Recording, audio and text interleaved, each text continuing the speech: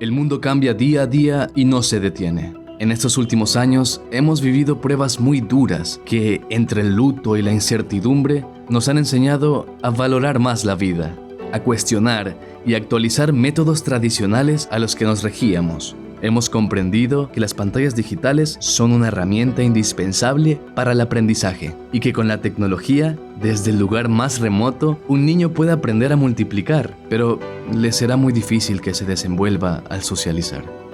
Como educadores de esta nueva era post-pandemia, tenemos un gran reto por delante: ser aliados de la tecnología, y no solo como un medio de enseñanza, sino como parte de nuestras herramientas y soportes educativos, tanto en nuestra institución como en nuestra aula de clase. Debemos darle a esta era tecnológica el valor más importante de nuestro rol como docentes: el factor humano, que de la mano de los recursos tecnológicos, plataformas virtuales y nuevas capacidades, lograremos ser parte de la educación 4.0. Hoy tenemos la oportunidad de compartir criterios y ser parte de charlas magistrales de la mano de expertos que nos van a guiar e inspirar para que juntos innovemos los estándares de calidad educativa. Sean bienvenidos. EduEg. Inspirar para innovar.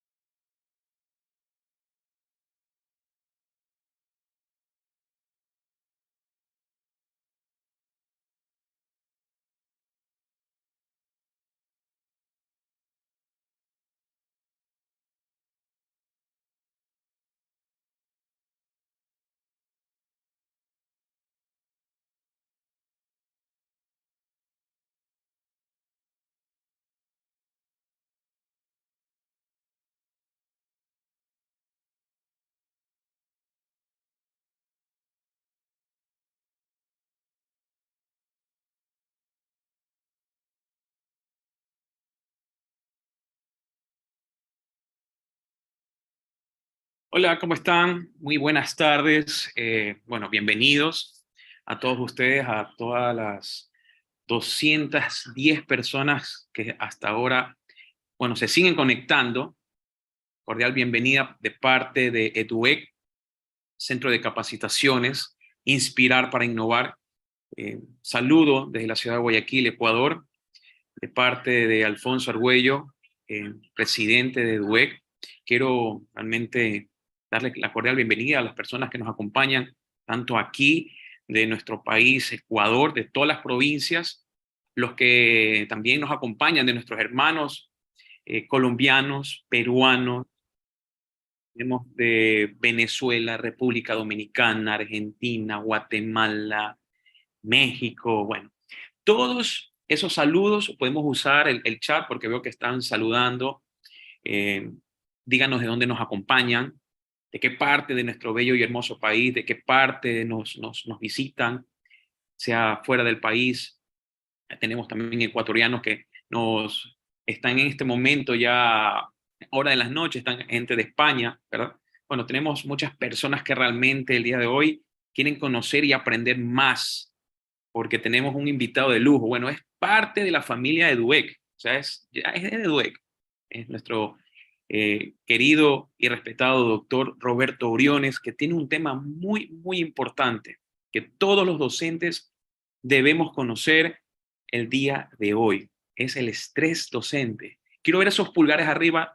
¿Quién no se ha sentido estresado? ¿Verdad? Todos nos hemos sentido estresados. Todo el mundo sufre de este mal que muchas veces nosotros no conocemos de este tema y por eso no llega ni a mitad del año. Es más, llegamos a la prueba de diagnóstico y ya estamos estresados. O sea, no llegamos ni a la mitad del año y ya estamos estresados. Entonces es un tema realmente muy importante que debemos conocer, debemos saber para nosotros realmente saber tener nuestras propias armas y saber cómo manejarnos. Antes de darle el paso a nuestro querido doctor, quiero realmente leer su semblanza para los que no lo conocen. El doctor Roberto Briones Jiménez, guayaquileño, educado con los salesianos en la escuela y el colegio Cristóbal Colón en la década de los años 70 y 60. Se incorporó como médico cirujano en la Universidad Estatal de Guayaquil y a la par desarrolló su carrera académica como guía educador de jóvenes en el Colegio de Espíritu Santo de Guayaquil, cuando fue nombrado rector de la secundaria del Colegio Cruz del Sur del Centro de Estudios Balandra. Decidió dedicarse a la administración educativa, doctorándose en administración educativa en la Universidad Javeriana de Quito. Hizo su maestría en educación superior en la Universidad Estatal de Guayaquil. Asumió a inicios del actual milenio los rectorados de los colegios Mariscal Sucre y Espíritu Santo, respectivamente. Rector del Colegio Delfos de Guayaquil y del Colegio Alemán Humboldt. Rector del Blue Hill College de Guayaquil. Director general de la red de la Escuela de la Arquidiócesis de Guayaquil, magíster en gerencia y liderazgo educativo del convenio UTPL y Universidad Católica de Quito, sede en Ibarra. Especialista en proyectos educativos y sociales, así como especialista en gerencia y liderazgo educativo. Es profesor titular de la Facultad de Ciencias Médicas de la Universidad Católica de Santiago de Guayaquil. Docente de posgrado en las maestrías de Comunicación Social y Periodismo y en la maestría de Administración y Finanzas. Ha sido columnista por largos años del Telégrafo de Guayaquil, articulista del diario digital Desde mi Trinchera. Fue líder gremial como presidente de FEDEPAL, aquí en la provincia del Guayas, Federación de Establecimientos Particulares Laicos del Guayas, periodo del 2009 hasta el 2013. En la Universidad de La Habana, Cuba, obtuvo su PhD como doctorado en Comunicación Social, comunicador social de divulgación científica en el canal 42 UHF de la Universidad Santiago de Guayaquil, Católica Santiago de Guayaquil, y en la radio de la respectiva universidad. Entrevistador político del canal OnePlus TV de Guayaquil. Démosle la cordial bienvenida a nuestro querido y respetado doctor Roberto Briones Jiménez, que hoy nos va a compartir un tema de mucho interés, que es el estrés docente, enemigo silencioso de la educación. Bienvenido, doctor. Hola, ¿qué tal? Buenas tardes. Cuánto gusto. Espero poder transmitir a través de la pantalla la misma pasión por la educación que podríamos transmitirla en la presencial. Pero lo importante es que esto nos inspire, que realmente podamos conectar nuestros cerebros hacia el bien, hacia el amor que le tenemos a la educación. Y por tanto, iniciar este tema apasionante. Debo decirles que este tema es fruto de una investigación de muchos años, no es reciente.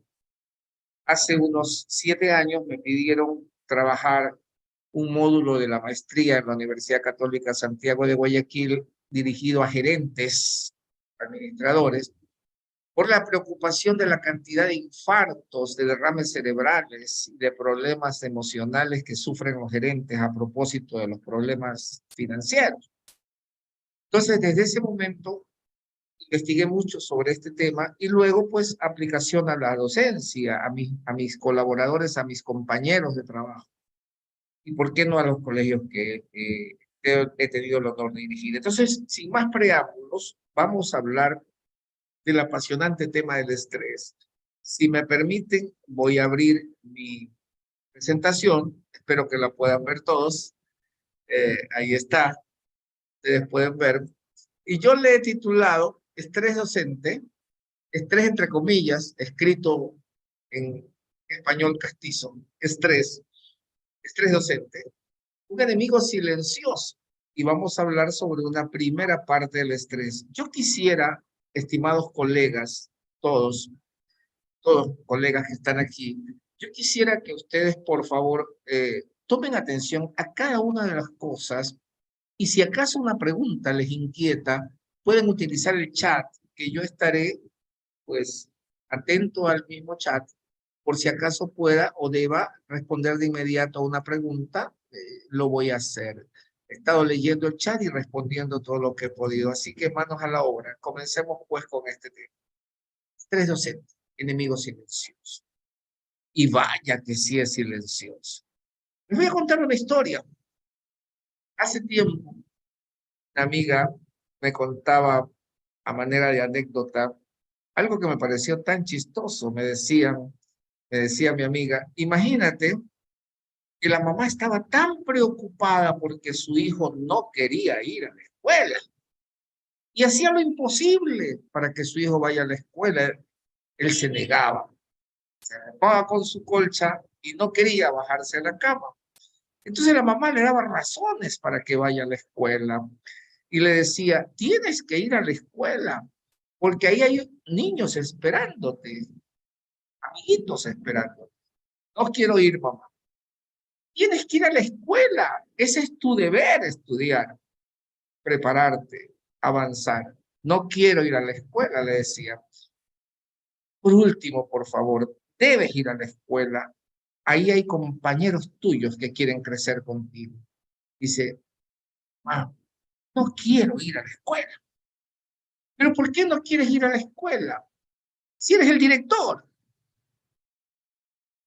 En muchas ocasiones a los directores no nos da ganas de ir a la escuela. No, nos vamos a encontrar con problemas, padres de familia esperando por becas. Sí, vamos a encontrarnos con profesores que no saben cómo hacer para controlar a un estudiante malcriado. No vamos a encontrar con gente del distrito, del Ministerio de Educación, haciéndonos la vida cuadritos. Y es que no quiero ir a la escuela. Pero al final eres el profesor, eres el director. Tienes que ir a la escuela. Entonces, este tipo de cosas nos llama la atención muchísimo a todos, ¿no? Y esa mamá que quiere llevar a su hijo a la escuela, el que deja de hacer berrinche, le dice, tus alumnos te están esperando, pero yo no quiero ir, mamá, no quiero volver a la escuela. Demasiada carga tengo en esa escuela, demasiada responsabilidad. Tengo que subir información a la página web a cada rato.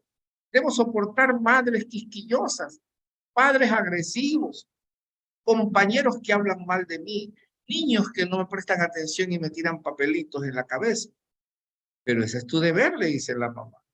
Al fin y al cabo vencemos nuestros dolores y nos vamos a la escuela. Así es. Pero ¿qué es lo que ha estado pasando en el mundo entero desde hace mucho tiempo? Desde antes de la pandemia, queridos amigos. Antes de la pandemia ya se decía en el argot médico que el problema de salud pública número 1 en el mundo ya no eran los cánceres, tampoco los problemas cardiocirculatorios, que los problemas de salud pública número 1 en el mundo son los problemas mentales, son los estados mentales deficitarios. Entonces, ¿es la salud mental realmente un problema de salud pública? Lo voy a decir con toda la firmeza del mundo. Sí.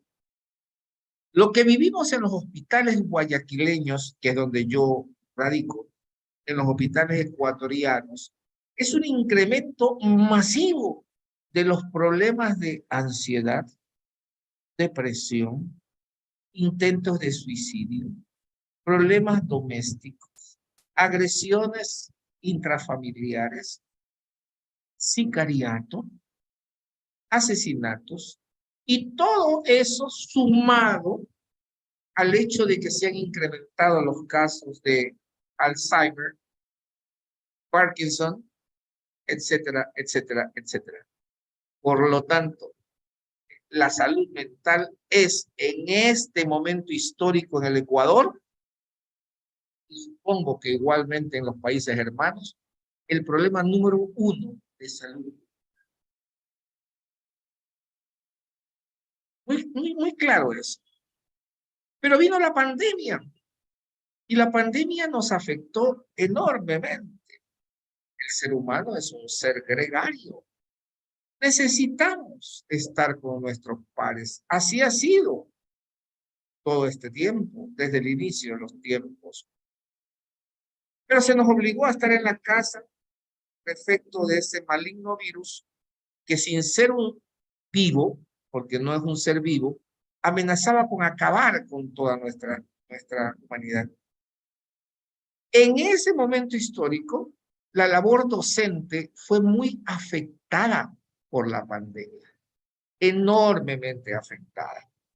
Los profesores tuvimos que comenzar, algunos, a manejar la tecnología por obligación. Muchos otros no disponíamos de la tecnología adecuada y se nos decía, comuníquese por la web. Tampoco había cómo accesar al Wi-Fi porque en nuestros países hay falta de todo. No había herramientas para trabajar. No estábamos preparados para esto. Entonces, en la conciencia de los maestros, de los que sí nos sentimos maestros, era un sufrimiento atroz. ¿Cómo voy a hacer para llegar a mis niños que a veces ni siquiera lo puedo hacer en la presencial por todas las carencias y por todos los problemas sociales que existen? Ahora me piden que lo haga a través de una pantalla. Entonces la adaptación a ese sistema resultó agotadora. Y eso derivó en lo que sabemos que ahora se llama estrés laboral. Con este estrés laboral, 2 años y medio tras una cámara, dando clases, tratando de mandar tareas, haciendo que el estudiante se anime, provocando en él nuevas experiencias, trajo consigo también que los padres creyeran que los chicos no habían aprendido. Y muchísimos creen que fueron 2,5 años perdidos. Perdidos en el sentido de aprendizajes. A secas, aprendizajes. Eso no es tan cierto. Seguimos confundiendo los términos. No es lo mismo enseñanza que aprendizaje. Tal vez no pudimos enseñar lo que nosotros planificamos hacer o lo que, con la edad cronológica de nuestros niños, deberían enseñárseles. Pero que los niños no aprendieron. Tal vez aprendieron más de lo que estaba planificado. La pandemia tal vez fue una buena escuela de aprendizaje para ciertas cosas. Pero terminó. Y los docentes, muchos docentes y muchos padres y niños, gravemente afectada su salud física. Sí, amigos, la salud física. Pero también la salud mental de los profesores. Y la salud mental de los profesores disminuye con toda seguridad su calidad de vida. La Organización Mundial de la Salud, si ustedes buscan en la web y van a la web de la Organización Mundial de la Salud y ponen ahí definición de salud, la Organización Mundial de la Salud, órgano rector de la salud en el mundo, dice Salud es el estado de completo bienestar, no solo físico, sino también social, sino también psicológico, sino también emocional, y yo le agregaría espiritual. Salud no es solo cuidar el cuerpo y tenerlo bien, lo físico. Salud también es tener emocionalmente la tranquilidad de confiar en que tus hijos van seguros a una escuela, de que no van a ser asesinados ni perseguidos por los criminales, de que tu carro va a estar seguro en la calle. Salud espiritual, por supuesto. Salud social. Todo eso ha ido configurando un panorama terrible y los estados mentales actualmente afectan al docente, porque aparte de todo lo que vive socialmente como cualquier ciudadano en su ciudad o su país, aparte de lo que se vive, esta otra condición, el enorme amor que le tenemos a la educación, a los niños, a los jóvenes, y sentimos en lo más profundo de nuestro ser de que no están siendo considerados por los estados para una educación de calidad. Entonces, eso aumenta el estrés que nosotros ahora. Pero, ¿cómo aparece este estrés en los docentes? Yo primero estoy haciendo una entrada a describir el panorama, el contexto en el que estamos. Ya vamos a hablar esencialmente de qué es. Pero comienza la aparición del estrés en los docentes. Y esto sí que es interesante, porque dentro de los casos que vemos en escuelas y colegios, lo que observamos es que muchos docentes, muchos directivos docentes, tienen problemas por aspectos organizacionales propios de su gestión. Por ejemplo, conflicto con compañeros se ha incrementado. Así como en la sociedad, después de la pandemia, vemos personas que en los comisariatos se pelean por quién cogió primero la libra de carne y hasta se pueden ir de golpes. Personas que en la calle, porque se cruza una moto frente a un taxi, se bajan los dos a darse de golpes y a veces con armas cortopunzantes. Personas que en la calle agreden a los más débiles. Personas que tienen aporofobia, como diría Adela Cortina, odio por la pobreza, conflicto con compañeros dentro de la escuela. Se han incrementado esos conflictos. Y esos conflictos no solo son con compañeros, también son con otros colaboradores. El conserje, el que hace la limpieza, el portero, y por qué no los padres de familia. Luego tenemos problemas organizacionales y nos estresamos. Aparece el estrés por la escasez de recursos materiales. Es que no disponemos, no tenemos Wi-Fi. ¿Cómo logramos entrar para que los niños que no pueden venir puedan recibir su? No tenemos tampoco computadoras ni laptops. Aquí hay un grave problema. Tampoco sabemos manejarlos, no tenemos capacitación. Hay escasez de recursos materiales y me estreso. Los espacios son mínimos y la carencia de apoyo profesional evidente. No formamos equipos de trabajo. Hay falta de reconocimiento social. A los docentes se los señala. En un tiempo en el Ecuador éramos los tirapiedras. En otro tiempo, consígueme un trabajo aunque sea de profesor. Evidentemente, el reconocimiento social hacia la docencia no ha mejorado con el tiempo. Entonces, estos son aspectos que se muestran en la conducta de los docentes y que aparecen producto de lo que vamos a hablar después, enseguida, mejor dicho. ¿Qué otra cosa, qué otros aspectos existen? Pues también existen aspectos de tipo tareas. Hay tareas que estresan, que te ponen al borde del colapso. Por ejemplo, la ambigüedad. O sea, Puedes dar clases de inglés ya que no hay otro profesor que la dé, te dice el director. Te puedes cambiar de primero de básica a tercero de básica, a cuarto de básica, pero si yo nunca he sido profesor de mayores, sí, pero te puedes cambiar. Hay conflicto de roles. Te nombran director o te nombran supervisor y te niegas a supervisar a tus compañeros. Estreses. La gente te presiona por el tiempo, hay que presentar el informe, hay que subirlo a la página web del ministerio. Tienes que presentar las notas de los estudiantes, hay que tomar las notas, hay que tomar la lección todas las semanas, hay que presentar las notas. Suma, resta, multiplica, presión de tiempo. Una ratio excesiva profesor-alumno. Claro, es que tienes más de 40 estudiantes en un aula, o más de 50. Ya no existen, o existen cada vez menos las escuelas pluridocentes, pero, o unidocentes, pero si existieran, ratio excesivo. Nos dicen que es necesario respetar, y es verdad, la diversidad. Tenemos que atender a la diversidad, pero cada vez nos llegan niños más diversos. Ya la diversidad no es solamente física, tampoco la diversidad ya no es solamente psicológica, no solamente es emocional. Ahora hay otros tipos de diversidad que se van dando y se van dando y se van dando y van apareciendo más y más. ¿Qué más te estresa? ¿Qué más detona el estrés en un docente?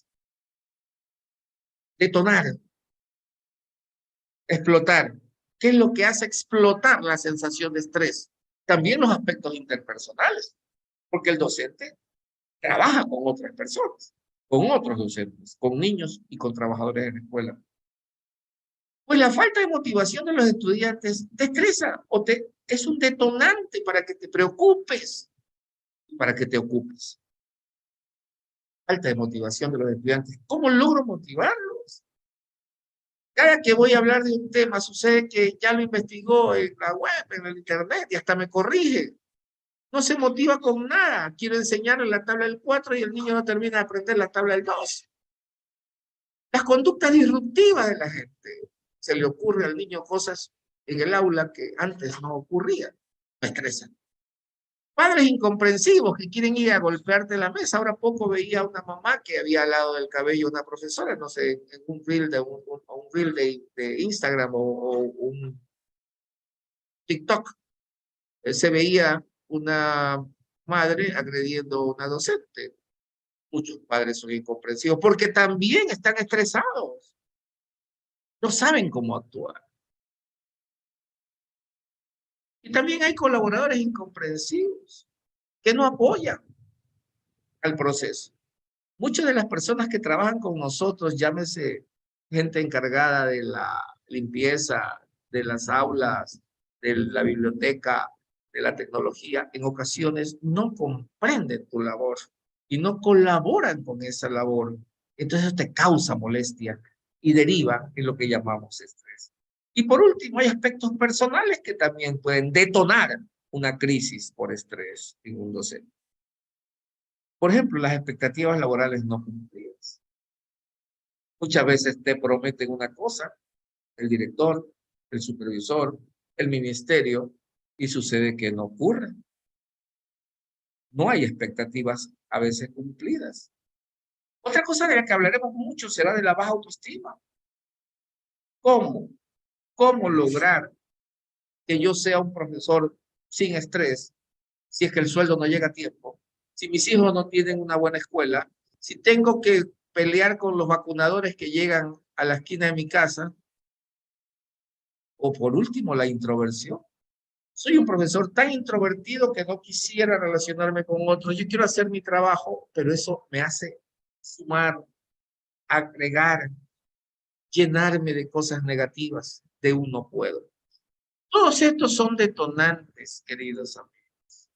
Detonantes para desarrollar el estrés del que hablaremos enseguida más profundamente. Entonces, ante esa foto, ante ese dibujo, ante esa foto de ese profesor dándose contra la pared, un profesor maduro, casi de mi edad, nos ponemos a preguntarnos, ¿estamos realmente quemados? ¿Estamos quemados? El término que se usa en Estados Unidos y en el mundo es burnout. Burnout. ¿Están las escuelas llenas de profesores en burnout? Burn es un verbo que significa quemarse. Entonces, este es un trastorno adaptativo crónico que se manifiesta por un grado excesivo de exigencia externa o contigo mismo, como también por la percepción de que no tienes los recursos necesarios para hacerlo. Entonces llegamos a lo que ahora se llama burnout, que es el enemigo silencioso. Es el estrés en su máxima esencia. La persona ya no tiene ánimos ni de ir a la escuela. Es lo que le pasaba al director de la primera diapositiva. Está quemado. Ya no tiene ánimo. No tiene ganas. No tiene nada que lo motive.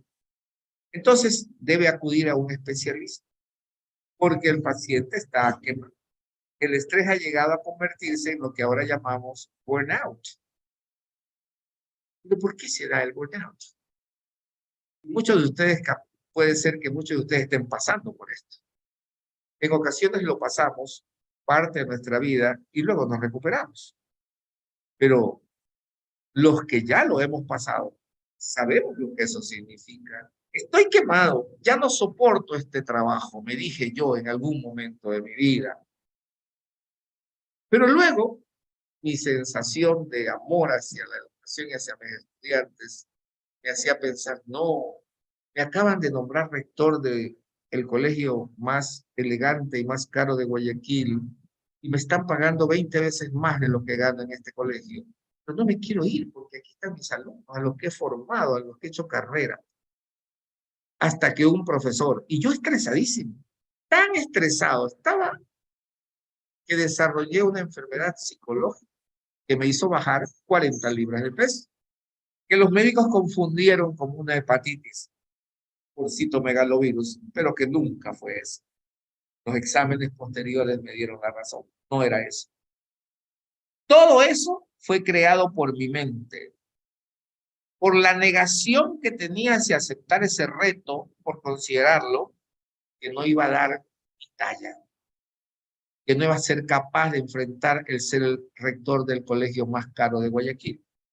Estoy hablando hace más de 20 años. Y entonces ocurrió lo que siempre ocurre.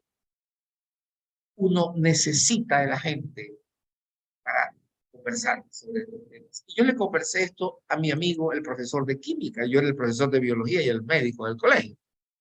Y mi amigo, el profesor de química, me dijo, no te pongas obstáculos.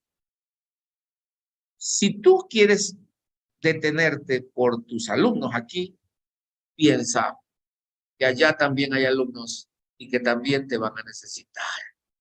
Un docente siempre estará apoyando a los alumnos que Dios le dé. Eso me dijo mi amigo y me lo dijo con un tono fuerte. En ese momento tomé mi decisión y decidí convertirme en el rector de ese colegio.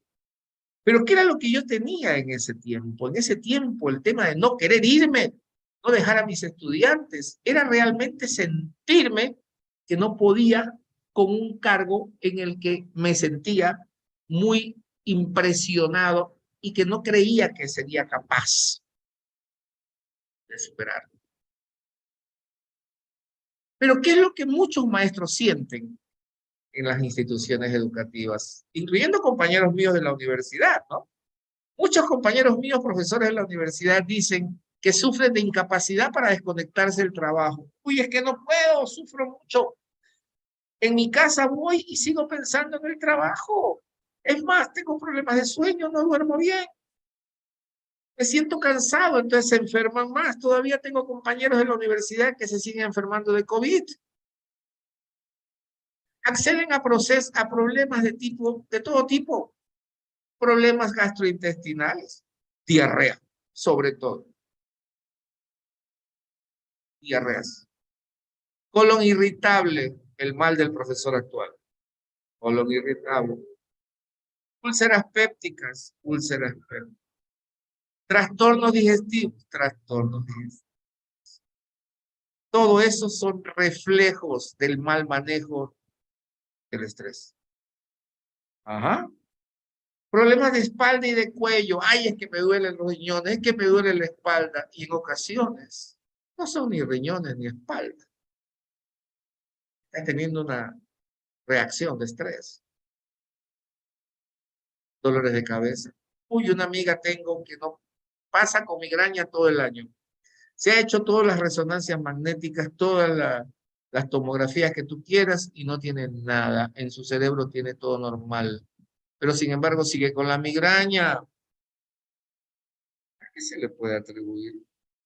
Altas descargas de estrés. Enfermedades coronarias. Al corazón.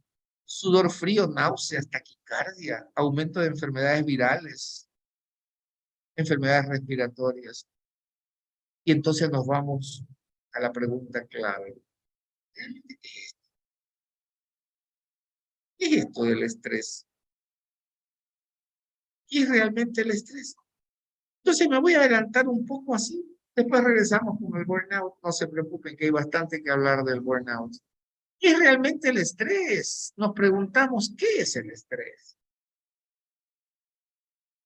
Para comenzar, el estrés no es una enfermedad.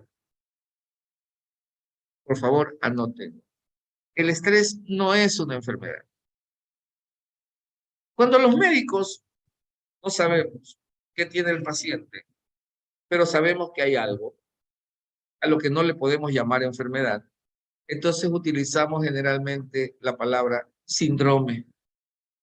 Entonces, síndrome. El estrés es un síndrome. ¿Qué es realmente el estrés? Entonces, ahora sí, papel y lápiz, hablemos. ¿Qué es eso que nos causa problemas interpersonales, sensaciones de enfermedades? ¿Qué es eso? Silencioso que nos ataca, que no nos damos cuenta sino hasta que llegamos al médico con la migraña y nos hacemos todos los exámenes como mi amiga de la universidad y nos sale normal. ¿Por qué está pasando eso? Muy bien, debo decirles que el estrés existe desde que existe el ser humano. Esto preocupaba tanto a los antiguos que los propios griegos, con el más famoso médico de todos los tiempos, Hipócrates, tenían identificado el trastorno al que llamaban melancolía. Melancolía le llamaba Hipócrates. Y melancolía le llamaban los sucesores de Hipócrates, llámese Galeno. ¿Y por qué no Aristóteles, que no era médico, pero que fungía a veces de médico? Melancolía. Y Hipócrates creía que eso se debía al mal manejo del equilibrio del cuerpo. Creía que había un desequilibrio y aumento de lo que él llamaba la bilis negra. O sea, de los humores. Hipócrates creía que el desequilibrio de los humores es lo que causa lo que llamamos enfermedad. Entonces, para que exista melancolía, que es lo que ahora llamamos depresión, debe haber un desequilibrio del humor llamado bilis negra. Entre paréntesis, eso tiene mucho que ver con los aparatos, el sistema digestivo. Pero eso será para otro momento. Pero el ser humano, desde que está sobre la Tierra, ha tenido que enfrentar serios desafíos. Aparecer sobre la Tierra, una Tierra inhóspita, donde no había aire acondicionado y el calor era infernal en la selva, o en las estepas, el frío inclemente, o la falta de alimentación, o las agresiones de los animales salvajes, o el clima, siempre preocupó al hombre y a la mujer. Para enfrentar eso, el cuerpo humano fue bendecido con un proceso hormonal. El proceso hormonal del cuerpo humano, desde que existe sobre el planeta, fue diseñado para poder enfrentarse a los desafíos y poder huir o pelear. Entonces, el estrés es una, perdón, el estrés, disculpe que estoy tratando de darle entrada a una persona. Entonces, de lo que estamos hablando es que el estrés existió siempre. Gracias a Dios que existieron las hormonas de protección al ser humano. Esas hormonas de protección al ser humano, me voy a ir más adelante, esas hormonas de protección del ser humano le sirven al ser humano para poder sobrevivir. O sea, lo que estoy diciendo es que el estrés es un conjunto de procesos que existen en el ser humano para poder ayudarle a sobrevivir en el planeta. Es un mecanismo de supervivencia. Las hormonas del estrés son particularmente 2 o 3, tal vez 4. La primera de ellas es conocida como cortisol. Y es el veneno más grande cuando está en exceso. Es el cortisol tu enemigo, queridos maestros, pero también es tu salvación. Porque el cortisol, la adrenalina, los corticosteroides que se producen en las glándulas suprarrenales, encima de los riñones, ahí como sombreritos, esas hormonas son las que te salvan la vida en el momento que tienes que enfrentar un desafío atroz. Por ejemplo, que un ladrón entre a tu casa con un cuchillo armado y amenace a tus hijos. En ese momento el cortisol y la adrenalina actúan. Y te pueden dar una fuerza descomunal. Hay personas que han podido levantar un carro si su hijo está debajo. O una fuerza descomunal. Te permiten pelear, o te permiten correr, o te permiten huir, o te permiten asombrarte, pero siempre te permiten defenderte. Por lo tanto, las hormonas del estrés, llámense cortisol, adrenalina, corticosteroides en general, son impresionantemente útiles desde la normalidad. Por lo tanto, de acuerdo a este concepto con las hormonas del estrés, el estrés vendría a ser una respuesta normal del organismo ante las situaciones de peligro.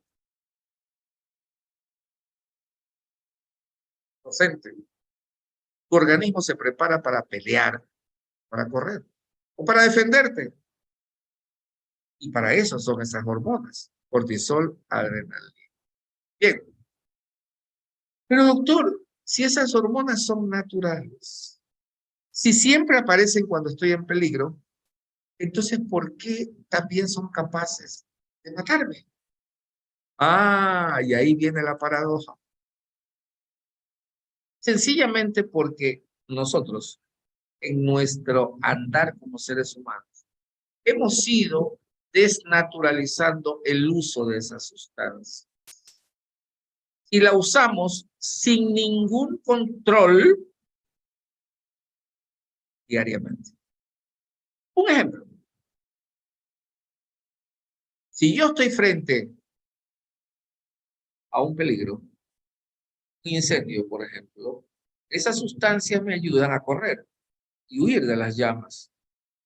Inmediatamente me defiendo a los míos, salgo corriendo, huyo, trato de apagar el fuego, eso es importante para mi vida, me salva la vida.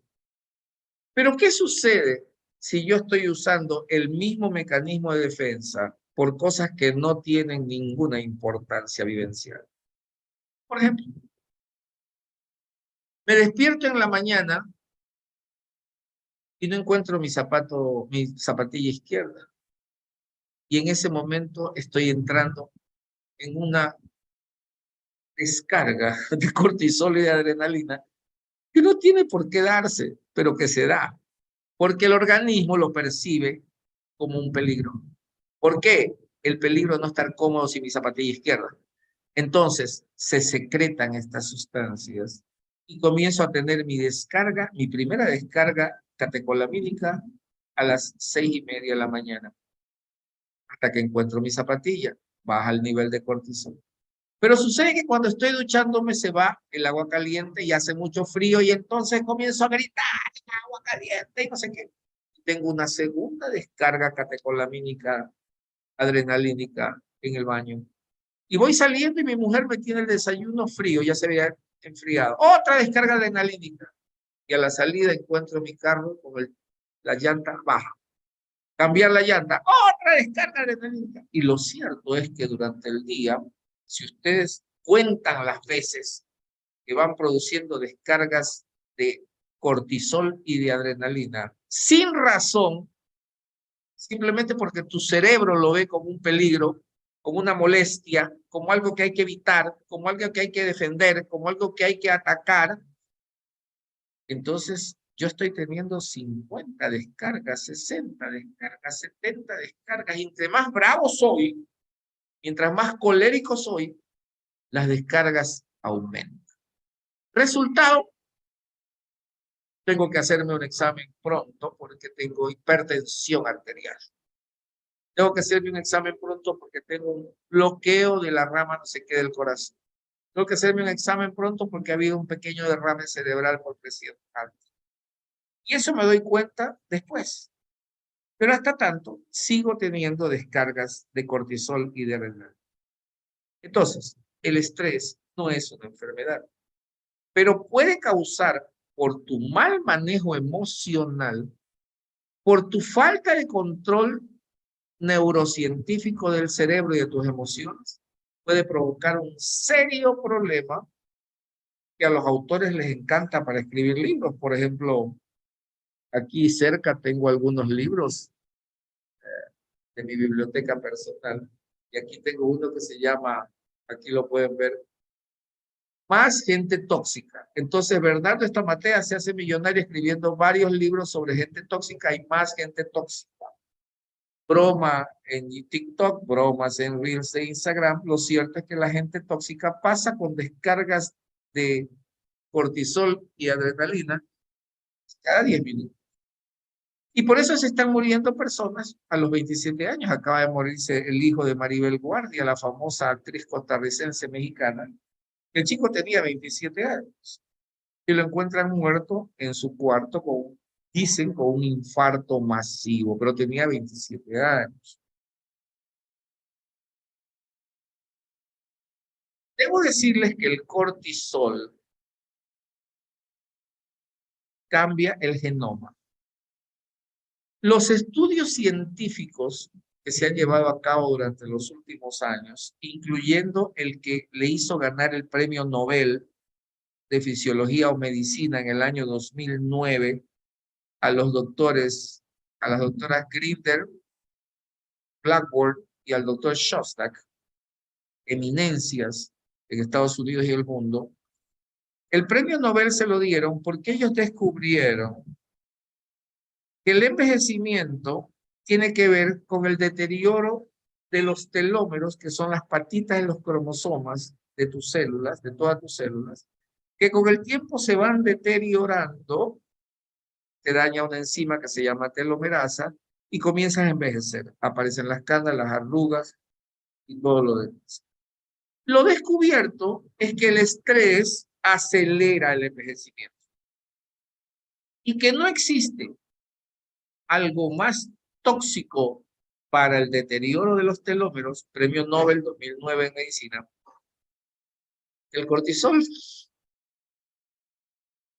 La producción excesiva de cortisol por efecto de un cerebro como el tuyo, como el mío, que no se siente capaz de enfrentar una situación, que la sobredimensiona o que la exagera o que simplemente siente que no o percibe que no tiene las suficientes herramientas para enfrentar ese desafío, causa salida de cortisol a la sangre y eso afecta y deteriora las neuronas, todas las células de tu cuerpo. Premio Nobel 2009. Vayan a buscar. Entonces, el cortisol, la principal sustancia química del estrés, que tú todos los días la estás usando. Cuando te pones bravo porque tu hijo sacó mala nota, cuando tu mujer no te hizo bien el desayuno, cuando tu marido no te fue a ver para la fiesta, cuando tu carro se quedó tú abajo, cuando el vigilante te citó y te quiere sacar dinero. Todo eso configura un cuadro de exceso de cortisol, deterioro de las células, envejecimiento y muerte. Obviamente, después de pasar por todo lo que veremos después. Eso es realmente el estrés. Eso es. Hans Selye ya nos hablaba de eso cuando descubrió este tema. El estrés es un fenómeno que naturalmente nosotros desnaturalizamos con nuestra conducta equivocada día a día.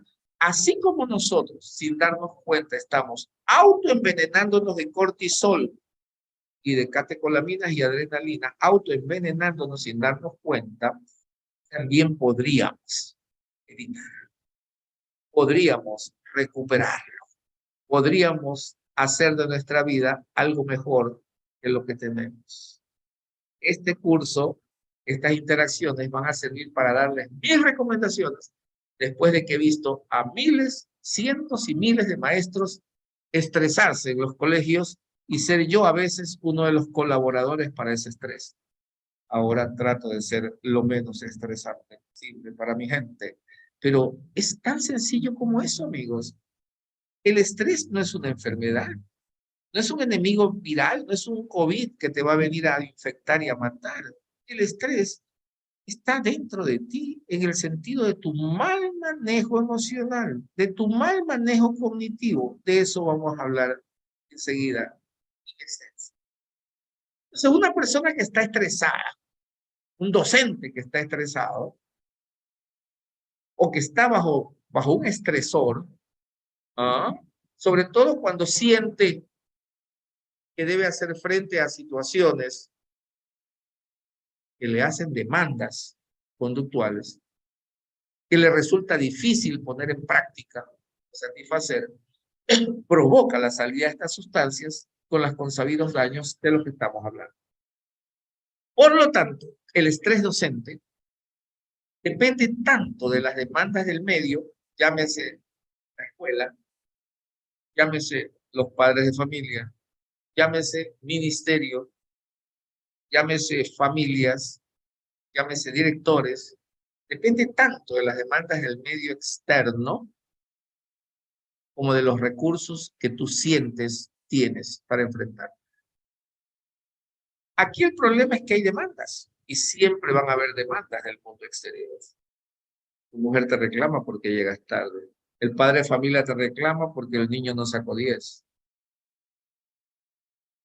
Esos reclamos, a veces justificados y a veces injustificados, sientes en lo personal que no estás preparado o que no tienes los recursos suficientes para poder enfrentarte a esas demandas. Entonces viene el cortisol, la adrenalina, las catecolaminas y hacen 3 cosas en tu cuerpo, básicamente. Lo primero que hacen esas sustancias es que presionan a los vasos arteriales. Todo tu cuerpo, inmediatamente, cuando estás en una situación de estrés, cuando quieres ahorcar a alguien, cuando estás malhumorado, cuando te salieron las cosas mal, cuando la madre de familia fue a gritar, cuando te alaron el cabello, cuando te insultaron a la madre, tu organismo siente que lo están agrediendo y reacciona. No responde, reacciona. Y al reaccionar con toda esa descarga catecolamínica, hay 3 cosas que te ocurren en el cuerpo. Primero, las arterias de todo tu cuerpo se estrechan, colapsan, se estrechan. Eso hace el cortisol y la adrenalina. Colapsan las arterias. Como las arterias están colapsadas, el corazón es una bomba que tiene que bombear la sangre. Al bombear, si los canales, las tuberías están apretadas, entonces la bomba tiene que hacer más fuerza. Y el corazón late más rápido y hace más fuerza para que pase la sangre. Segunda razón, taquicardia. Entonces te late más rápido el corazón. Y eso lo has hecho toda la vida. Tercer aspecto natural. Esas sustancias provocan que los bronquios se dilaten.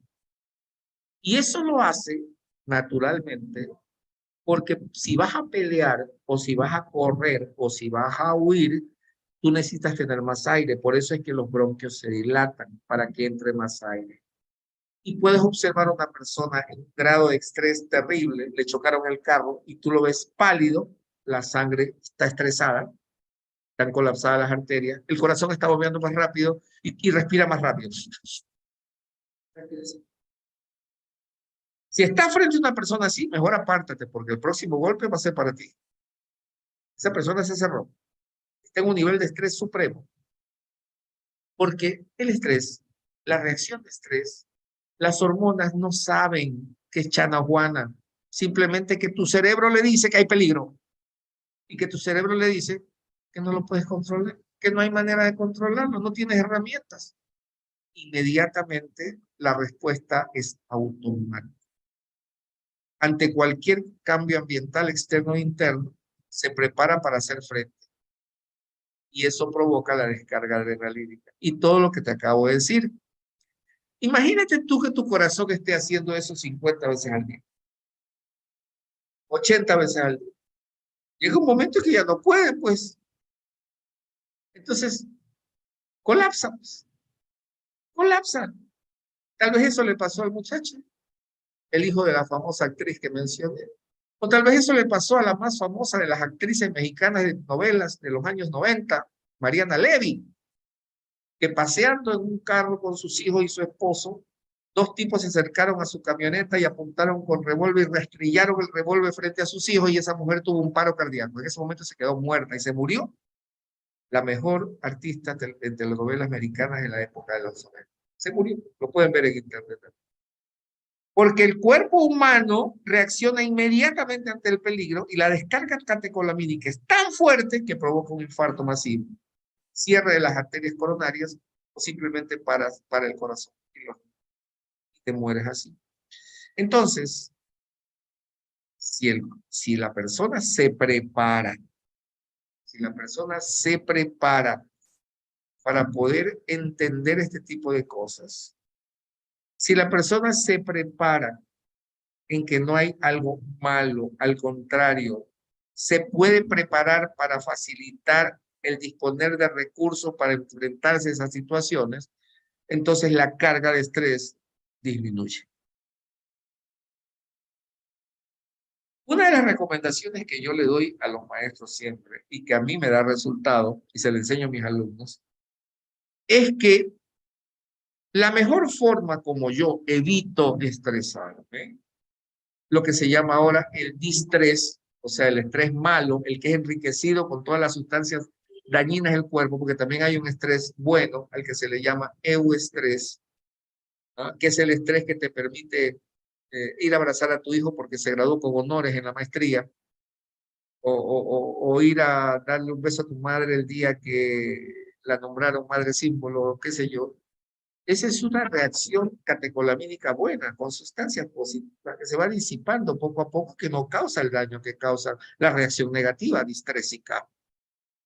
Entonces, una de las cosas que yo recomiendo, porque a mí me da resultado, es que mientras yo estoy haciendo algo que realmente disfruto, no hay posibilidades de estrés, la catecolamina y las otras sustancias tóxicas. No, lo que estoy produciendo es euestrés.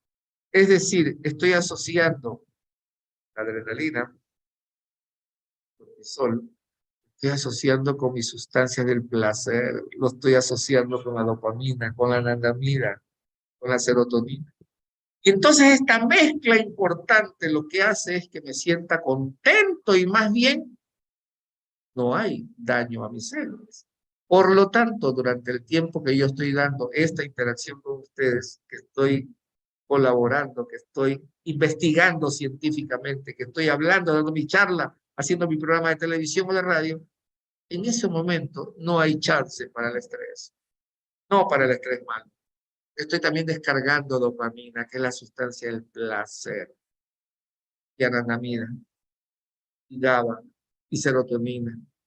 Esto hace que no sea un estrés capaz de causarme un infarto, sino un estrés que disipa y me da placer. Entonces, eso se puede hacer. Comiencen ustedes por darse cuenta si realmente aman ser educadores y qué parte de ser educadores ustedes más aman. Yo lo sé perfectamente. Yo sé que estar frente a mis alumnos, cualquiera que sean mis alumnos, los que Dios me dé este ciclo que voy a comenzar, o ustedes, que también lo son, mis contertulios, es una tarea de infinito amor. Entonces, descargo la sustancia del placer también, a más de que descargo cortisol y adrenalina. Pero la situación varía porque no es tóxica. Es más bien nutritiva. Por lo tanto, esta hora o 2 horas que esté con ustedes va a ser enormemente buena para evitar el estrés. No pienso en nada más que no sean ustedes y lo que estamos hablando en este momento. Esa es una primera recomendación, vayan tomándola como fruto de mi experiencia, nada más. Muy bien. Cualquier suceso que genere una respuesta emocional puede causar estrés. Cualquier suceso que genere una respuesta emocional puede causar estrés. Y aquí tengo algunas de mis anotaciones. Yo tengo mis anotaciones para poder dar mis charlas. En una de ellas, el doctor Richard Davidson, el mejor experto en neurociencia emocional en Estados Unidos, Richard Davidson, lo pueden buscar ustedes en el internet.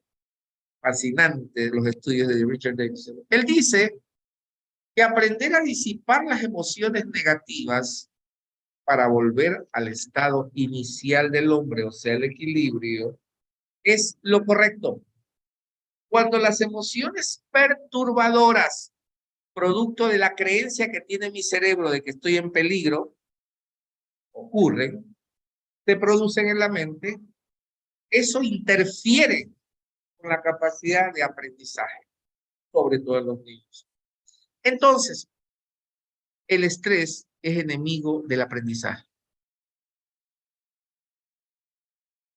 El estrés, causante de emociones negativas, de rechazo, de agresividad, de dolor, al genio, evita el aprendizaje. Porque causa emociones negativas, porque obnubila la memoria. Las emociones negativas que causan estrés generalmente van primero desde los sentidos hacia la amígdala cerebral. La amígdala cerebral es una estructura como 2 lentejitas situadas a los lados del medio en el sistema límbico, en el cerebro interno. Allí va directamente la emoción negativa percibida por tus sentidos e inmediatamente pasa al hipocampo y pasa al cerebro anterior. Oh, sorpresa. El hipocampo es la zona. El hipocampo es la zona de tu cerebro que está la memoria. Si el estrés es continuo, si las emociones negativas son continuas, se borra la memoria. No hay capacidad para aprender. Por lo tanto, el estrés es enemigo terrible del aprendizaje. Un niño estresado no aprende, así de simple. Y como no aprende, tenemos que hacer algo. Este estrés y cualquier suceso que genere una respuesta emocional puede causar estrés. Tanto situaciones positivas, como vimos, a eso le llamamos euestrés. Nace tu hijo, te casas, también emociones negativas, como perder un empleo, la muerte de un familiar. Y también pueden haber irritaciones menores creadas en tu cerebro, como que no encuentras la zapatilla izquierda, que tu carro esté con la llanta abajo, o que te sitio un vigilante mafioso, o que estén queriendo robarte en el comisariato. En fin, las situaciones que provocan estrés en una persona pueden ser insignificantes para una, pero puede ser muy importante. ¡Wow! Esto es impresionante. Y quiero contarles una historia sobre esto que acabo de decir. Ojo, amigos, anótenlo. Situaciones que provocan estrés en una persona pueden ser insignificantes para otra, porque cada persona tiene su propio cerebro, aunque sean hermanos siameses, aunque sean hermanos gemelos idénticos, o que estés casado con esa persona 40, 50. Padres eran así. Papá y mamá, a los que amé entrañablemente y agradezco hasta ahora, eran totalmente distintos. Habían cosas que a mi madre la estresaban hasta el grado de que se le suba la presión, que no las podía soportar. Esas mismas cosas, a mi papá, a su compañero de vida, al amor de su vida, importaban un rollo, le parecían insignificantes. Entonces, ella desarrolló una hipertensión galopante con una demencia vascular posterior y él vivió casi a los 100 años, hasta los 100 años. Porque el estrés deteriora calidad de vida y te mata, aunque no sea una enfermedad. Acontecimientos como, por ejemplo, que te visite un predicador de una religión que no era la de ella, provocaban en ella un estrés terrorífico con su vida de depresión y todos los problemas. Mientras que en él, lo que provocaba era conversación, tomarse un café con las personas, no era mayor cosa. Eso quiero decir. No importa que tú convivas y ames a una persona por 50 años, puede ser que cosas insignificantes causen estrés en uno, estrés negativo, distrés en uno, y causen en otro nada. Pero la carga es alta, porque una persona con estrés continuo e incontrolable durante muchos años es determinante en su vida. Es decir, no va a vivir tanto, ni va a vivir con la misma calidad que aquel que ha sabido manejar estos asuntos. Por eso estamos hablando de ello. Uno de ellos, mi papá, era fantástico manejando el estrés, y lo aprendí de él. Ella, lastimosamente. ¿De qué depende esto? Esto también depende de la cultura. La cultura, la manera como fuimos criados, también depende de la cultura. La manera como nos criaron. Si te criaron en un ambiente en que debías estresarte por todo, porque esa era tu obligación, estresarte, tendrás que pelear más para cambiar de conducta y no morirte de un infarto o de un derrame cerebral. Pero si te criaron en un ambiente en el que te daban la libertad de que pudieras escoger ser feliz o no, tomar tus decisiones o no, entonces va a ser más fácil para tu cerebro manejar el estrés. Segunda recomendación. Primera, hagan lo que los hace felices. Trabajen en lo que les gusta trabajar. Segunda recomendación, determinen aspectos de su cultura que los ha marcado y los ha hecho personas de fácil estrés o de difícil. Claro. Esto es tan grave y ha convocado a muchos abogados. Tan grave, pero tan grave, que ahora se habla, por ejemplo, ya no del bullying solamente, tampoco se habla solamente de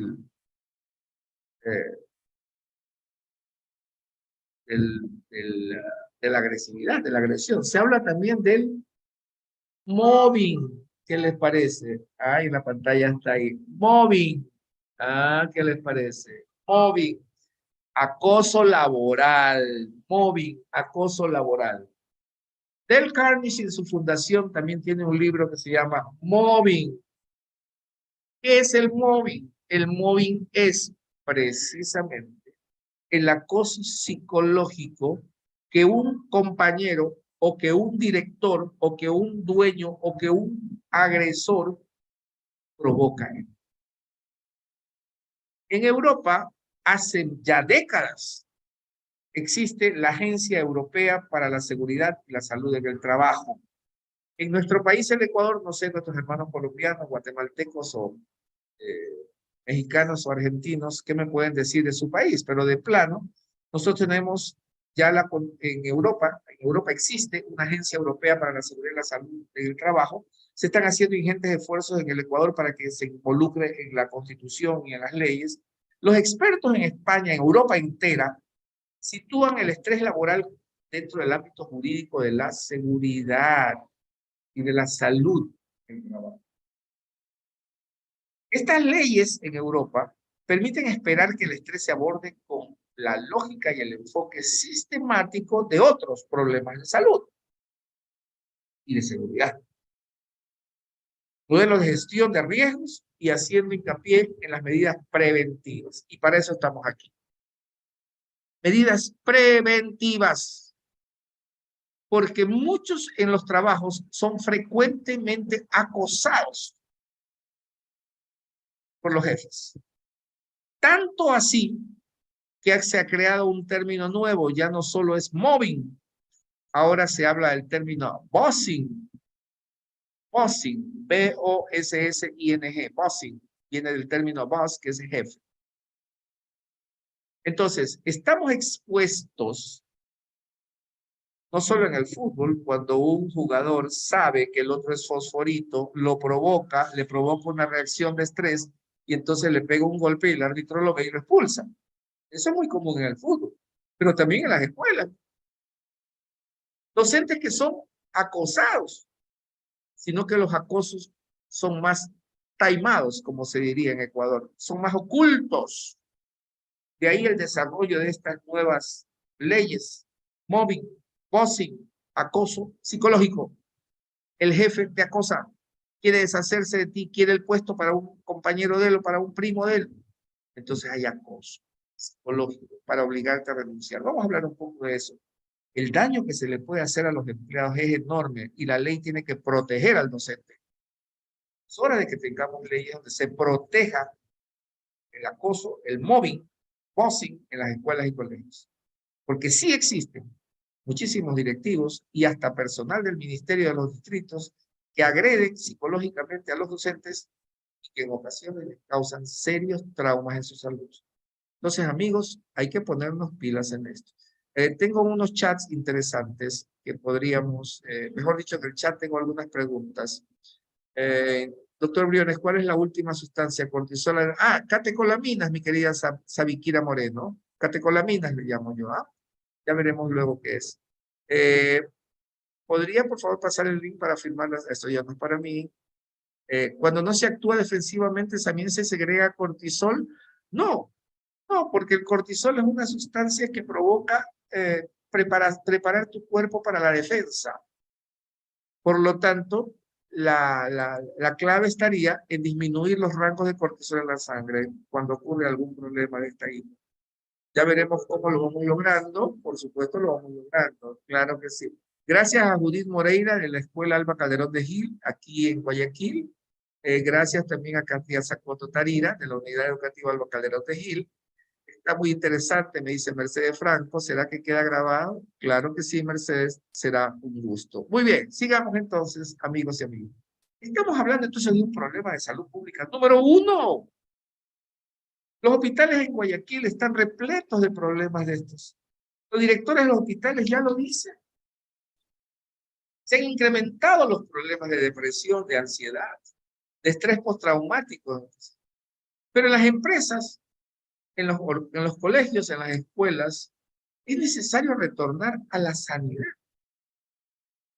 No se preocupen porque ya he dado 2 sugerencias, pero hay muchísimas sugerencias más que voy a dar sobre cómo prevenir el estrés.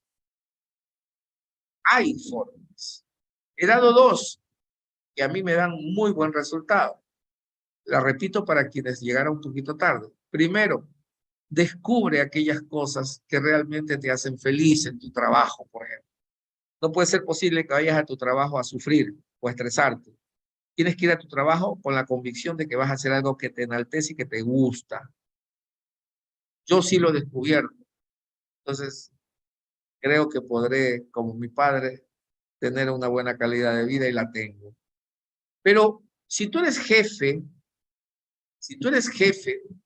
no me vengas con la cantaleta de que el ministerio es el que te obliga. No. Tú como rector, como director, como jefe en una organización educativa, tú sí puedes hacer lo suficiente para evitar que tus profesores lleguen a una muerte prematura por estrés. Entonces, trata de lograr estos objetivos que te presento ahí, mi querido amigo o amiga que dirige un colegio. Primero, concede a los docentes tiempo para realizar sus tareas. No puede ser que un director le diga a un docente, ¿para cuándo la quiere, rector? Para ayer, le dice. ¡Qué locura! ¿Cómo que para ayer? Obviamente habrán docentes que no les importe un rábano lo que les diga el director, entonces simplemente no se estresan, pero habrán otros, que seguramente serán la mayoría, que se pondrán a sufrir porque no van a poder presentar con suficiente tiempo la tarea. Trate de ofrecer descripciones de trabajo claras a su gente. No lo estrese, señor director. Ofrezca las descripciones de trabajo claras. Esto es lo que tienes que hacer. 1, 2, 3, 4, 5. No lo deje eso en ambigüedades. Si ya hicieron el trabajo, recompense a los docentes por un buen rendimiento. La recompensa no solo es económica. La mayoría de los docentes no trabajamos solo por la plata. El dinero es importante. Por supuesto, te ayuda a comprar medicinas si te estresas. No, lo más importante es prevenir que no te estreses. Ay, se me fue la... Disculpen, debo regresar a la anterior diapositiva. Ahí está. Recompensar. Hay personas que pueden recompensar a otros simplemente con su confianza, con una palmada, con un dedo elevado, con una frase de afecto. O puede ser con un día de más de vacaciones. O puede ser con otras formas de recompensa. Permita que los docentes presenten quejas y tómenlas en serio. En un colegio yo vi que había una buzón de quejas, pero tome en serio las quejas que se hacen. Señor director y profesor o jefe, escuchen las quejas, tómenlas en serio. A mí me enseñaron, ojo, en mis colegios, cuando los he dirigido, mis colegios, en la mayoría de los colegios, lo que yo decía era que la retroalimentación siempre era un obsequio. En mis colegios yo decía que la retroalimentación es un obsequio que le da una persona al otro para que mejore. Por lo tanto, las quejas no siempre tienen que ser contra ti. Las quejas son oportunidades que pueden ser para corregir cosas, que es lo que llamamos retroalimentación. Y si es así, hay que agradecerlo. Margarita Mestoy de Sánchez, la mítica educadora venezolana, decía: la retroalimentación es un regalo. Es un regalo que te hace el otro para que tú puedas mejorar. Todavía hay personas que creen que solo tienes que escuchar las críticas positivas. Solo lo positivo, porque si me dice una crítica negativa, entonces no la debo escuchar. ¡Qué tontería! Tontería. Las críticas son críticas. No te deben estresar. Deben ser canalizadas para la búsqueda de la felicidad y del bien común. Puede ser que alguien que no te quiera te haga una crítica y puede ser que la haga muy mal en cuanto a que la pone en papel despacho y no en papel de regalo. Pero en el fondo la crítica puede tener connotaciones de realidad y pueden ser buenas para ti. Por lo tanto, crítica es crítica seca, no tiene por qué expresarte. Es importante que tú también concedas a los colaboradores la posibilidad de controlar su trabajo. Dale la oportunidad de que él controle su trabajo. Reduzca al mínimo los riesgos físicos. No puede ser que expongas al profesor a riesgos físicos que no tienen sentido. Como por ejemplo ponerlo a subirse una pared para pintarla o sobre todo ya teniendo cierta edad. No. Permita que los colaboradores participen en las decisiones que les conciernen. No tomes tú solo la decisión. Pregúntale a él cómo lo haría. Adapta la carga de trabajo a las capacidades y recursos de cada docente. No puede ser que le pongas encima de los hombros de un docente cosas que son inaceptables para lo que hace.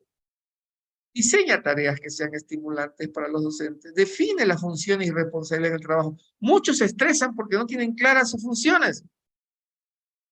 Porque creen que no están haciendo lo correcto, porque el jefe no le ha dado la oportunidad de saber que está haciéndolo bien o que lo puede mejorar. No esperes hasta el final para decirle que se equivocó. Retroaliméntalo. Ese es un regalo que no estresa, que facilita la mejora continua. Tú tienes que mostrar a tus docentes que los amas, que los respetas, que somos compañeros en este peregrinar y que los dos queremos lo mismo. Que nuestro estudiante, que nuestro niño, nuestro joven, que nuestro Ecuador, que nuestro país salga adelante. Ofrece oportunidades de interacción social y evita ambigüedades. Muchas ocasiones los docentes nos sentimos inseguros en el puesto de trabajo y en el desarrollo de nuestra carrera porque los jefes nos tratan con mucha ambigüedad. No nos muestran el camino claro, conciso y preciso. y sobreviene la ansiedad. La ansiedad es estresarse hacia el futuro. La ansiedad es uno de los problemas de salud pública más graves. En esta interacción de esta hora, estamos hablando del contexto. En la siguiente interacción vamos a hablar de las soluciones preventivas, aunque ya les he dado dos. Y ya les he dicho que el estrés es un problema de adaptación de tu cerebro a una realidad mediática imperante, una realidad imperante en el medio. Vuelvo a repetir. Les hemos dicho que el estrés no es una enfermedad, que tiene que ver con una respuesta adaptativa del ser humano ante el peligro, que es gracias a Dios que existen las hormonas del estrés, porque de lo contrario sufriríamos mucho en el momento de no poder enfrentar desafíos que antes eran los dinosaurios, el mal clima, los terremotos, y que ahora tal vez han cambiado. Ese es uno de los problemas que tenemos. Que los problemas percibidos por nosotros, nuestro cerebro los sigue manejando como lo manejaban hace 100, 200 años, porque el cerebro ha sido muy lento en cambiar. Claro. Los problemas han ido en proporción geométrica a los cambios del cerebro. Entonces, de plano, a veces nos sentimos que no podemos enfrentar una situación porque son situaciones nuevas, cambiantes, no como antes. Entonces, antes enfrentábamos a los dinosaurios, ahora tenemos que enfrentar a los políticos corruptos. Antes enfrentábamos el mal clima, ahora tenemos que enfrentar los cataclismos y las tormentas eléctricas. Es decir, ¿qué sucede cuando en nuestros países, sobre todo acá en el Ecuador, queridos amigos, hemos tenido una temporada con tormentas eléctricas y lluvias diluviales? Pero ¿qué sucede cuando estalla el primer relámpago en el cielo y retumba una tormenta eléctrica? La mayor parte de la gente se estresa, sale corriendo, los animalitos lloran, huyen, se esconden, porque los animalitos también tienen estas reacciones de estrés y de miedo hacia el medio, por alguna razón también. Entonces la ansiedad. Estaba olvidando algo que les debo decir. El cerebro no discrimina si está viendo algo real, un ladrón con un cuchillo enfrente mío, o si está imaginando al ladrón con el cuchillo. Debo reiterarles nuevamente. El cerebro no alcanza a discriminar entre lo que está viendo en la realidad versus lo que está pensando que ve. Igualmente se producen las sustancias bioquímicas de las que hemos hablado. Igualmente se produce cortisol, adrenalina y catecolaminas. Esto es importantísimo. Por Dios, anótenlo. Esto es importantísimo. El cerebro no logra discriminar entre la realidad y lo que está pensando. Igual produce las mismas hormonas. Por lo tanto, el pensamiento negativo suele ser estresante. El pensamiento negativo suele ser estresante, estimados amigos que me están escuchando y me están viendo en toda Sudamérica. El pensamiento negativo suele ser estresante. Mientras que el pensamiento positivo puede sacar a la gente de muchos de estos estados. De ahí que es otro mensaje que les envío. Establezcan ambientes positivos para sus niños. Es la tercera cosa que le digo. Establezcan ambientes positivos para sus compañeros, para ustedes mismos, para su familia, para que tengan descargas de estrés mucho más amortiguadas, que no sean tan agresivas con su corazón. Entonces, ya la epigenética, de la que hablaremos en otro momento, nos muestra el camino. Es necesario crear esos ambientes que fortifiquen y ayuden a que tu cerebro piense de manera correcta y no dejándose llevar por emociones negativas que igual producen catecolaminas, cortisol, adrenalina, noradrenalina y todas las demás. ¿Cuál es el problema actual? Cuando uno se estresa y se estresa hacia el futuro, lo que comienza es la ansiedad.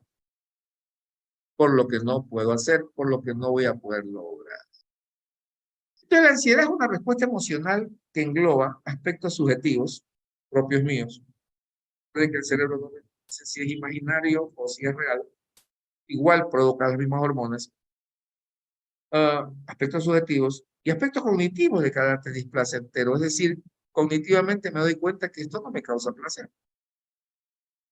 Aspectos corporales, dolor de espalda, diarrea, molestias en los hombros, o fisiológicos, eructos, mala digestión.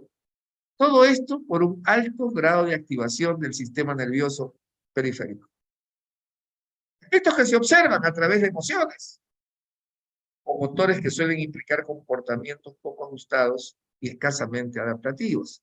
Entonces la ansiedad se caracteriza por un sentimiento de miedo, de desasosiego y de preocupación hacia el futuro. Y ahí están algunas de las cosas que debemos reconocer en la ansiedad. Incapacidad para relajarse. Dice, cálmase. No, me voy a calmar. Más se pone peor. Hay inhabilidad para relajarse. Hay problemas de sueño. Y para que haya buen sueño, es necesario que el cerebro funcione bien. Porque en el cerebro hay una sustancia que se llama melatonina. Si la melatonina no funciona bien, entonces el cerebro no te produce la capacidad de dormir y despertar. Sueño y vigilia. Melatonina. Cuando eso se obstaculiza, entonces hay problemas de sueño. Temblores musculares, contracciones nerviosas, tensión, dolores itinerantes de cabeza con migrañas, irritabilidad, transpiración o excesos de calor. Yo he tenido varios alumnos en mi época de profesor activo en secundaria, porque ahora estoy solo en la universidad. Uno de ellos es un famoso político ecuatoriano, brillante alumno, que daba exámenes en hojas grandes, que llamamos hojas del ministro aquí en Ecuador. Tenía que usar una toallita para poder escribir encima de la toallita, porque sus manos transpiraban de tal manera que parecía agua que se derramaba sobre el papel. Transpiración excesiva por estrés, por ansiedad. Pero eso no es solo lo que pasa. En mis alumnos de la Facultad de Ciencias Médicas en Guayaquil, hay cosas como estas por ansiedad y por estrés. 1, caída de cabello. 2, insomnio, problemas de sueño. 3, granitos en la cara. 4, suspensión de la regla, perdón, en las mujeres. Disfunción eréctil en los varones. Por ansiedad, por estrés. Y todavía no se han enfrentado al examen. Y sin embargo, ya tienen todas esas manifestaciones. Porque recuerden, el cerebro no reconoce si es imaginado o es real. Igual produce catecolaminas, igual produce cortisol, provoca la producción de cortisol en las glándulas suprarrenales y de adrenalina, porque no reconoces que es real o imaginado. Miren ustedes lo importante que es hablar de ello. ¿Qué hacemos para poder disminuir esa carga de estrés y evitar que los alumnos tengan esa ansiedad? Se les enseña esto a los estudiantes, a los de medicina sobre todo. Ha comprobado, por ejemplo, el 50% de los médicos, enfermeras en Alemania, enfermeras, psicólogos, profesionales, el 50%, al cabo de 10 años de profesión, ya tienen manifestaciones de burnout. Y los docentes también, no solo en medicina. La ansiedad puede ser normal, pero cuando es adaptativa. Es decir, tú puedes estar un poco ansioso porque tu jefe te va a dar una buena noticia de aumento de sueldo. Dios. Pero eso es adaptativo. Es decir, una vez que te da la noticia, vuelve a tu nivel normal. Pues. No sigues. Entonces, eso es adaptativo. Te sirve para adaptarte. Sentirte feliz, luego realizado, satisfecho, y te permite al sujeto responder al estímulo de manera adecuada, porque es adaptativa. Pero hay de la ansiedad patológica. Eso es cuando el estímulo supera la capacidad de adaptación de respuesta del organismo. Entonces aparece una respuesta no adaptativa. Incapacidad para poder administrarla, porque el estímulo superó la capacidad de adaptación. También puede pasar, y es lo que vemos actualmente en los docentes, ¿no? Otra cosa que es importante en los docentes, y que vemos mucho actualmente, son los trastornos de pánico en la ansiedad docente, en las escuelas. Terror sin motivo aparente, que produce taquicardia, dolor en el pecho, dificultad para respirar y mareos. Eso puede provocar una sensación de terror. Y eso puede ocurrir en cualquier momento, en cualquier lugar, sin previo aviso. Usted puede tener miedo de otra crisis y evitar los lugares en los que sufrió la crisis anteriormente. Puede ser que usted haya tenido crisis con su jefe, entonces evita verlo, no puede pasar palabra con él, o con un padre de familia que fue grosero, o con una madre de familia agresiva. Entonces ya evita tenerla mismo, entonces entra en crisis de pánico, busca otra manera para irse del colegio, de la escuela, evita hablar con las personas, no enfrenta el problema, y en algunos casos el miedo domina la vida de las personas. Cuando abandonan su casa, es capaz de quedarse como el director de la primera diapositiva, sin querer salir de la cama. Hay una crisis de pánico que uno no la acepta a veces. Y lo que estamos viviendo actualmente los docentes, después de la pandemia, es el famoso estrés postraumático, que ya lo etiquetan como una enfermedad real, postraumática. Y esto sucede, por ejemplo, cuando la gente ha vivido guerras, ha sido partícipe de las guerras. Pero así como han vivido guerras, también hay personas que han sobrevivido a los campos de concentración. Dos personas que yo se las recomiendo leer son el doctor Boris Cyrulnik y el doctor Viktor Frankl. Los dos sobrevivientes, los dos neurólogos, los dos psiquiatras, uno vivo, otro muerto, pero que en sus libros majestuosamente muestran cómo salir del estrés postraumático. Lean sus libros. En el caso del doctor Cyrulnik, creo que se llama Los patitos feos, el libro del doctor Cyrulnik más emblemático. Y en el caso del doctor Viktor Frankl hay muchos libros, pero uno de los que más me recomiendo es El hombre en busca de sentido. Porque ellos sufrieron estrés postraumático luego de vivir en un campo de concentración de Auschwitz. Hay mucha gente que sufre por los huracanes en ciertas zonas del mundo. Una violación puede causar un estrés postraumático terrible. Los abusos físicos, sobre todo a sus niños, a los niños. Accidentes graves. O pasar por la pandemia. Prender su teléfono y ver gente muriéndose en las calles. Ver gente incapaz de poder ver a sus familiares. No hay medicinas. La enfermedad va matando gente proba. Entonces, el trastorno de estrés postraumático después de la pandemia ha hecho que nos sintamos estresados y asustados, aunque haya pasado. Así es. Puede ser que en cualquier momento sintamos y nos despertemos pensando que el evento está sucediendo nuevamente. No podemos dormir porque pensamos que en ese evento lo que pasó, murieron familiares, amigos míos, explosiones de ira, sentimientos de preocupación o culpa o tristeza. Eso también puede pasar en los docentes. También las fobias, para ir descargando más el tema del contexto. Las fobias, ¿no? La doctora Adela Cortina, la brillante filósofa valenciana española, habla de un término nuevo ahora que se llama aporofobia, aceptado por la Real Academia de la Lengua ya. Pues la aporofobia no es nada más, según la doctora, que el odio a los pobres. A propósito del término griego aporos, pobreza, fobia, malestar, odio, rechazo. Y a pesar de la migración, aparte de la migración, entonces la doctora Cortina dice que el odio no es hacia el migrante, sino hacia la pobreza que trae el migrante. Dice que si el migrante fuera un jeque árabe con 50 millones de dólares a un banco de tu ciudad, probablemente recibirías en tu casa al migrante. Pero generalmente la migración viene con pobreza, entonces inventó un nuevo término, aporofobia, y mucha gente en el mundo sufre de aporofobia. Disculpen, pero es así.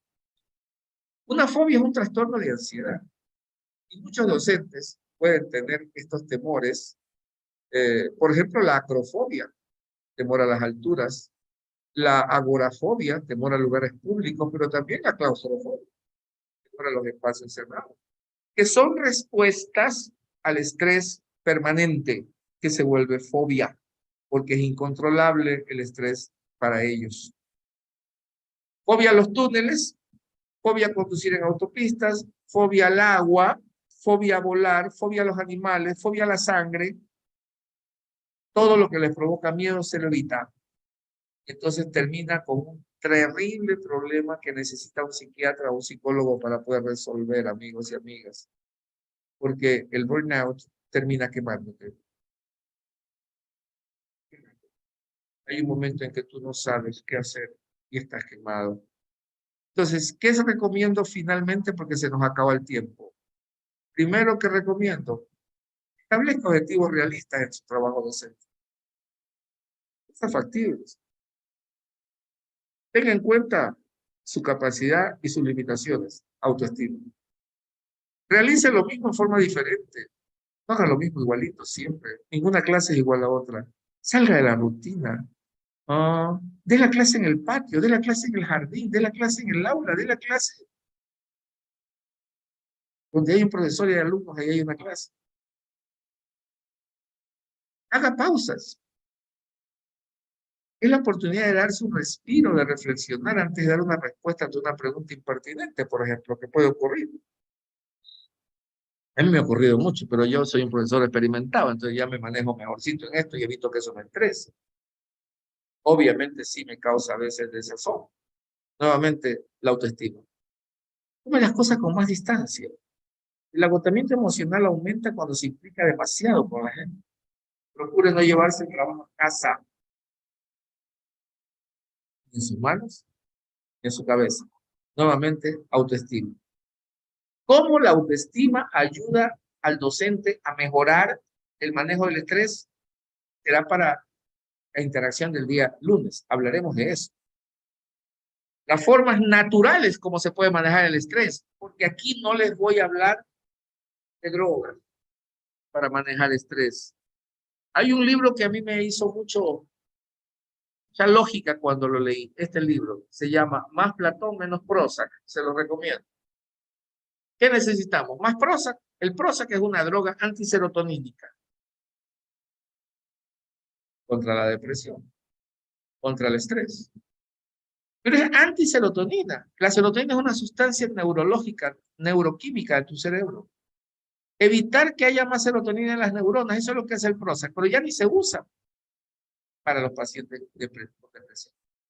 Ahora se usa una droga que es la ketamina, por ejemplo.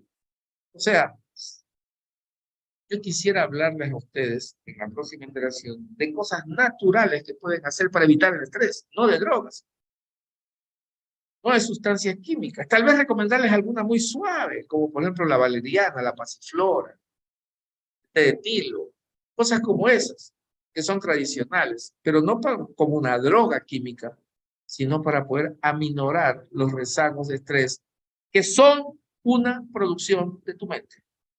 Es decir, nuevamente la neurociencia queda clarísima para nosotros los docentes. Domina tu cerebro, mejor dicho, sea amigo de tu cerebro. Enséñale a tu cerebro a manejar situaciones como estas para que disminuyas la carga de estrés y vivas más.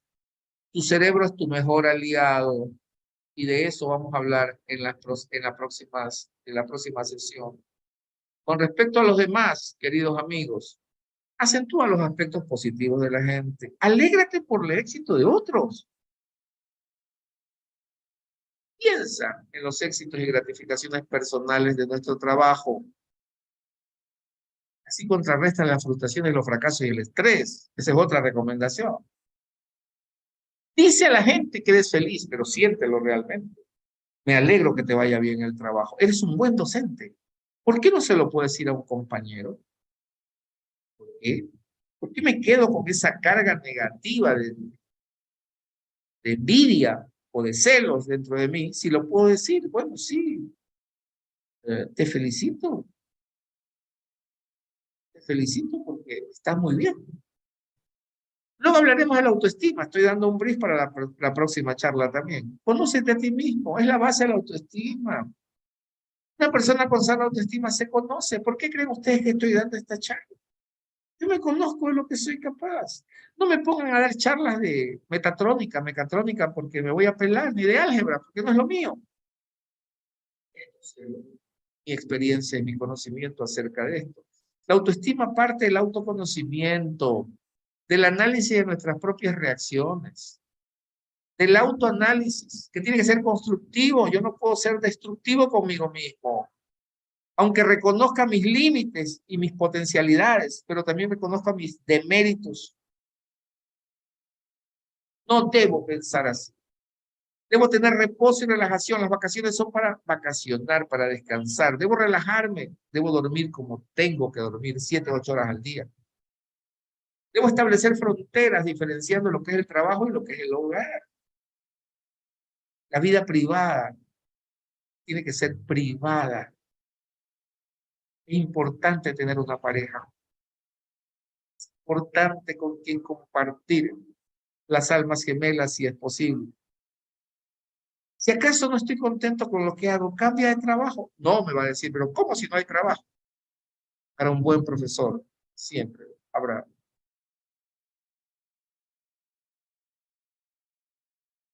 Esa sería la última alternativa, por supuesto, cambiar de trabajo, si acaso te va mal en el tuyo, ¿no? Hay que meditarla llegando al momento, por supuesto. Porque nuestro cerebro hace todo eso, que sus neuronas se comunican. Aprenderemos próximamente lo que aprendió el doctor Douglas Adrian, ganador del Premio Nobel en Medicina, Fisiología y Medicina del año 1922. Aprendió que las neuronas se comunican y que la mejor manera de comunicarse es eléctrica. Por eso es que se pueden tomar electroencefalogramas, saber cómo van esa transmisión neuronal y si hay enfermedades en el cerebro. Pero también la transmisión es neuroquímica. El doctor Douglas Adrian descubrió las neuronas. Y en esa comunicación está la vida, está el aprendizaje, está la memoria, está el control. Eso es lo que tenemos que aprender. En la segunda interacción veremos mecanismos de control del estrés docente. Mecanismos que no sean químicos, mecanismos que puedas manejar tú, porque el estrés es una creación de tu mente. El estrés termina siendo una creación de tu mente. Y tu mente es una creación de tu cerebro. Y tu cerebro todavía está sano. Digo todavía porque puede enfermarse. Tu cerebro tiene conexiones. Que si se altera una parte de tu cerebro, hay otras que pueden tomar el control. Es una maravilla de la naturaleza que es. Entonces, amigos, amigas, aquí terminamos la interacción. Pero aún hay más, como diría algún comunicador social. Aún hay más. Y el próximo lunes seguramente seguiremos hablando, pero ahora sí, qué cosas de manera natural podemos hacer como docentes, evitar el estrés, controlarlo. Recuerden que es una creación de la mente y el poder está en ti. En tu mente, en tu cerebro y tu capacidad para enfrentar. Un abrazo enorme, gracias por escuchar. Muchas gracias también a mis amigos, Alfonso, Doctor,